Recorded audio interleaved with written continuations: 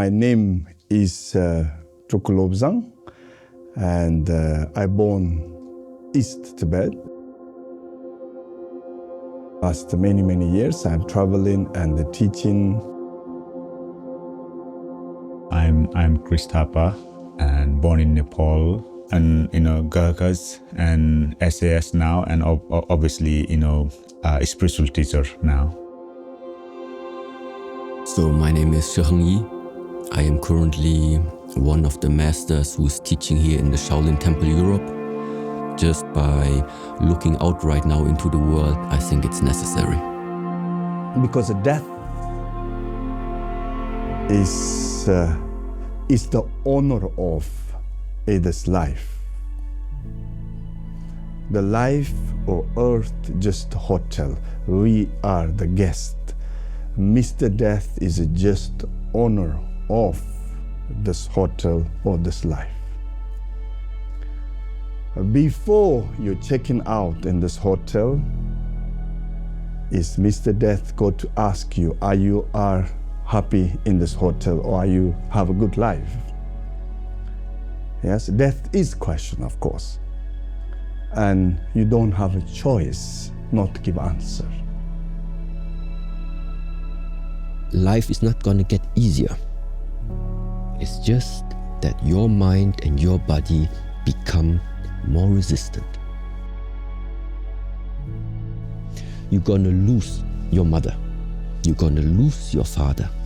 You're gonna lose animals and humans that you love. It's going to happen. You're gonna lose money, and at the same time, people are also gonna hurt you even though you don't even know what you did wrong. Things like this are going to happen in this lifetime. But knowing this, preparing yourself, learning the right ways or useful ways that are developing yourself physically and mentally to be able to walk through this lifetime, that's possible. That is something that is available to us. It's just you need to get rid of those fantasies that better times are going to come. If we don't create the better times, nothing's gonna happen. Death is the beyond religion, beyond culture, beyond philosophy, beyond good people or bad people. Death is coming everybody. Therefore, you have three possibilities to die. One is death is coming, is you possible die with happily. Yes. Two, you possible die without fear. Third, you possible die without any regret. What kind of death you think you have? And that is the most important question. This man who used to do, Stephen Levine, who did wonderful work with death and dying. He was a pioneer decades ago. And he would have these retreats for people who had terminal illnesses. And they would first make a list of everything they would miss if they died earlier than they expected.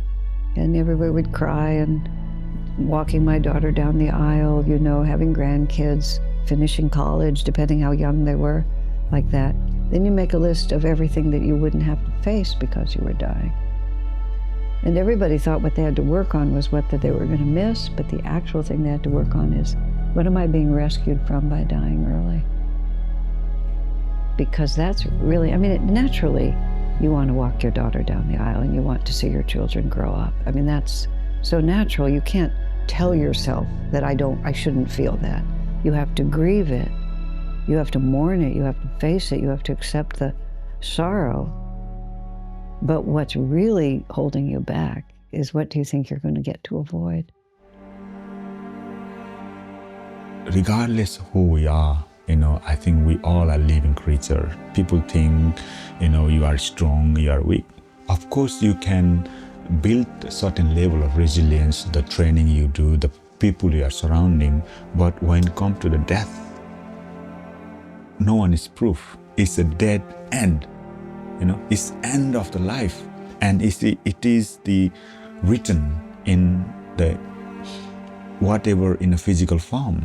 And when we face that, everyone will have to think, that is regardless. I think for me, whenever this kind of briefing I had to the mission, everyone will silence anyway.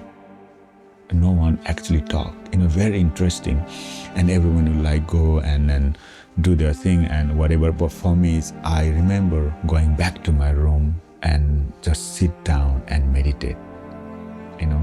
Sit down and meditate for hours and hours. And this meditation is for me normally whatever mission I'm doing, but this mission was me jumping out, flying, and death. I'm dying in front of my friend, and how my family does react. How is my friend pull my dead body and put in a bag, and then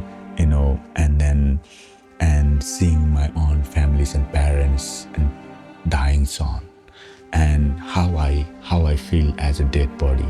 These are the process of kind of my reflection. Then I might open eyes.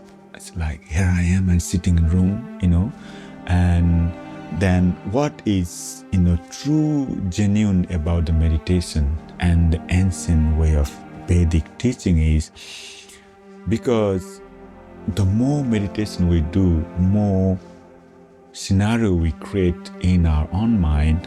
Whenever I'm actually doing it, I'm in more control. See, my body and mind this is normal.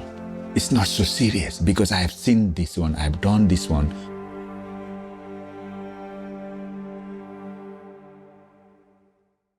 Everything got to happen is today. You born one day. You're not born today. You born one day. You live in one day. You die in the one day.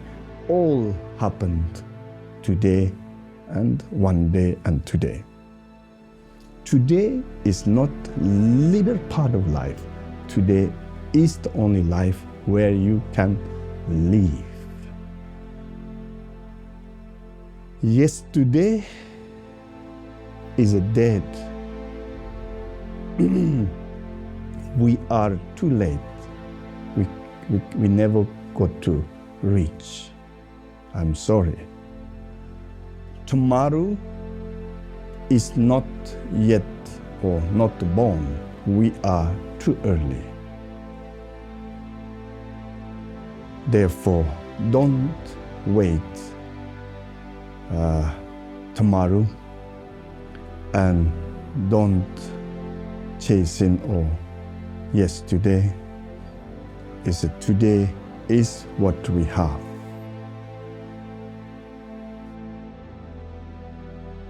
Wherever you have movement, you always have counter movement.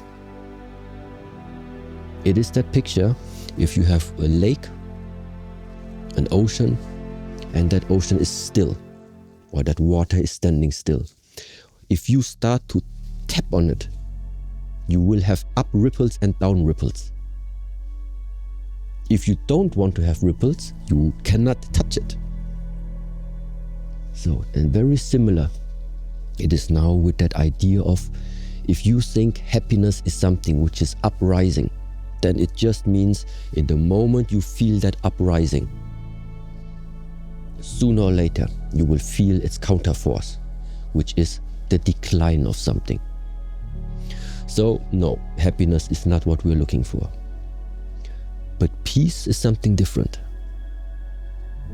Peace for me is, there is something unmovable, unshakable inside of you, regardless of the circumstances.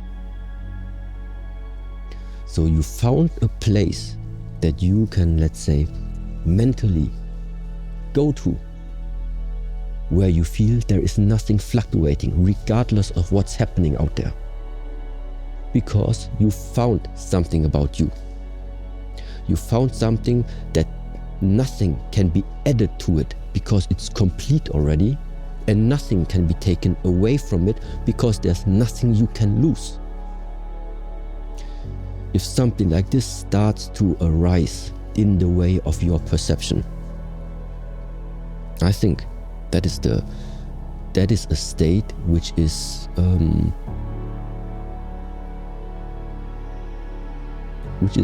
peaceful, and gives you that peace of mind. Because what should you worry about if there is nothing to worry?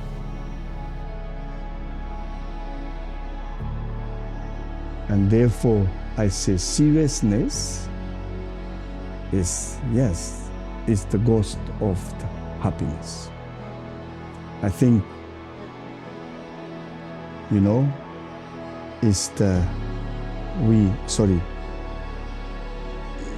the West maybe, they take life is so serious because their life is quite perfect. The life is nearly perfect. Bus is coming 10 o'clock. Flies, everything look like, its life is nearly perfect. And life is perfect, its life is full functional, and you take more and more serious, looks like. But yes, we possibly make some artificial seriousness, but life herself is never serious. And therefore, I always say, don't take life is serious. Therefore, I always say, outside to be normal, inside to be crazy. Yeah, you be outside normal, and you don't have problem with others. You be inside crazy, and you don't have problem yourself.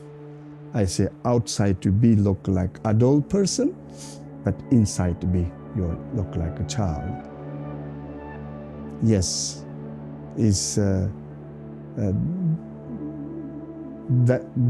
that's also the Buddha's teaching. What I told last time. Her first teaching, when he enlightened impermanent. Her last teaching is the teaching of impermanent. Impermanent. What really the message of impermanent? Don't take anything serious. Nothing forever. Her first teaching, one of the greatest man, or the wisest man born in the earth, Nemo Tuko Buddha Gautama.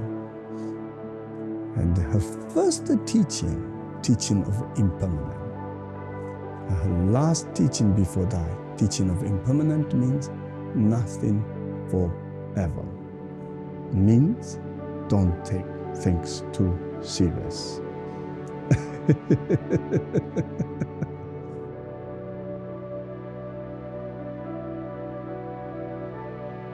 The main theme of the video is about death and how to view it from various people we've filmed over the years. So I hope you enjoyed that video. I just want to go on a bit of a tangent, not a tangent, but a bit of a different kind of topic, but very similar, which is purpose.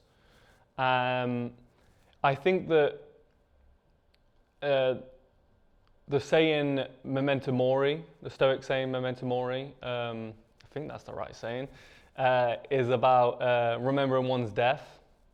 If it's the wrong one, I apologize, William, my brother, who's into Stoicism. To remember that, you've got one life. It can remind you that, you've only got one shot at this, so you may as well, find what you want to do. And so I just want to quickly talk about a bit about purpose, about your purpose. And man, it can be hard, right? It can be definitely hard to find your purpose, find what you want to do. And I think one of the best ways to know your purpose is to keep trying things. If you wake up and you're like, oh, I really want to try this, then keep doing it. And maybe that's your purpose. Your purpose can change. Your purpose can be family, a business. The other thing that I want to kind of talk about, which is like, dreams and things that might sound silly if you speak it out loud. Don't be afraid to say the dreams, say the purpose that you want to, you want to be scared, that scare you, that you think people might laugh at. That element of fear almost, that's usually where the purpose lies, to be honest. Purpose can call you as well. It can call upon you. So don't give up the fight for finding your purpose. So like I said, just do what you enjoy. If you're not enjoying a certain thing, try something else. Try a new hobby. Try painting. Try singing lessons, acting. And the other thing is, like, most of these things do not require money. Most of it is just reading a book. You can find books for free online. You can even use chat these days. YouTube's a great resource. If you're surrounded by people that, that you're scared to say what you want to do with your life, then you really shouldn't have them in your life. Now, there is a difference. People that care about you might be fearful of your growth. They might be fearful of potentially losing you because, I want to do this, which might mean, not seeing you as much, not needing you as much. If you truly want someone to grow, if you truly love someone, right, like a friend, a family, a partner, right, you want them to do what they love to do. You don't want to hold them back. So this is kind of a double-edged sword, which is like, if there's people in your life that have said stuff where you've gone, oh, like, I wouldn't do that, or, that's going to be too time consuming, or I don't think you're too old, or whatever it is, right? Your job as a supportive friend, family, partner is to say, go for it. No matter what the consequences are, right? Because if you've got one life and, and you have people telling you that you're not good enough to do this or what, like, that's not what someone who loves you does. Right, you want them to shoot for the stars. So that's to the people that, might be, they might have their own fears of holding people back, right? Like, they might have their own fears. Don't let your fears go on to someone you love. And to the people that have those goals and ambitions and dreams,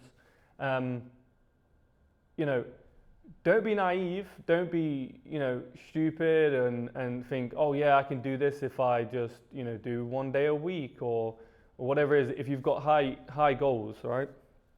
But if you want to be an artist, go for it. If you want to be a bodybuilder, go for it. If you want to have a business, be a personal trainer, go for it, right? Because you've only got one shot at doing the things that you love. If you're someone that has told their dreams out loud and people have laughed or people have said you will never make it, ignore them. Because even if they are right, you will succeed no matter what, because along that journey, you will become who you're meant to be. You find who you're meant to be, right? You're not told it. You don't wait for it. You have to go searching for it. And to do that, you're going to have to take risks. You're going to have to try new things. You're going to have to be stubborn. So please, don't listen to anyone that's telling you not to go for your dreams. And if there's like parents that are watching this, I know that young people and kids, and even 20-year-olds, like, I suppose you never stop being a parent, but if your kid comes to you and says, I want to be a dancer, I want to be a singer, fuel it. You will never, ever regret trying to help any of your children pursue a goal, ever. Now, I hope you guys enjoyed this video. It isn't really about purpose per se, but I think by realizing that you've got one life, by realizing that, we're just here for a small amount of time, then, you realize that, like, there's only so many chances you've got at going and pursuing a goal. So go for those goals. Enjoy them, man. Please go follow Mulligan Brothers. We release usually one a week documentary. It's like way more in depth. You get to learn about a certain person. So we've got loads coming out soon. Follow Mulligan Brothers interviews, where we do the interviews. That's my brother Jordan. Incredible interviewer in my opinion. Lets the person actually speak, which a lot of interviewers don't do. It's always about themselves, which, you know, interview / podcast, whatever it is. And then go follow William Mulligan, Everyday Stoic, if you're interested in Stoicism. But I think also he does cover other topics that I find very interesting. From like a young person's perspective, right? I don't think there's many people doing what he's doing, so go follow him if you're interested in that. And go get his book, The Everyday Stoic. And yeah. Go for your dreams, guys. Go for your dreams.